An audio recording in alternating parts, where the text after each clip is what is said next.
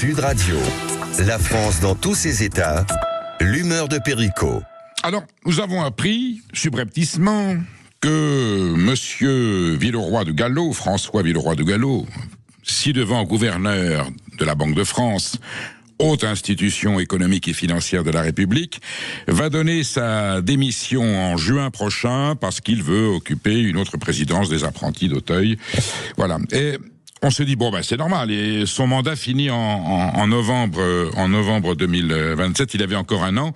Il prend un an d'avance, et il démissionne, pour occuper un autre poste. Jusque-là, rien de très grave. Et ce matin, sur le service public, l'insigne chroniqueur économique, nous signale qu'attention, c'est pas que ça.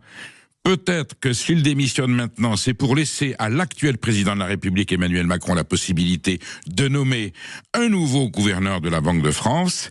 Et on se pose la question, s'il devait y avoir un changement de majorité au sommet de l'exécutif en 2027, comme le poste de gouverneur de la Banque de France est inamovible, irrévocable, eh bien, le successeur de Monsieur Villeroy de Galhau, nommé par Emmanuel Macron, continuerait à diriger la Banque de France, alors qu'une autre majorité, un autre gouvernement, un autre président pourrait être à la tête de la France. Suivez mon regard.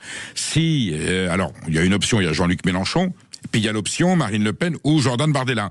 S'il devenait président de la République avec un gouvernement Rassemblement National ou ses alliés, eh bien, et qu'il y ait une façon de repenser l'euro, ou pas un Frexit, mais enfin une façon de redistribuer les cartes au sein de l'Union européenne et de l'euro, eh bien nous aurions un gouverneur de la Banque de France nommé par le précédent président qui veillerait au grain et qui empêcherait les dérives voulues par le peuple français. Nous apprenons la nomination de Madame de Montchalin à la tête de la Cour des comptes. Là, elle va être nommée puisque Moscovici est parti au mois de janvier pour la Cour des comptes européenne.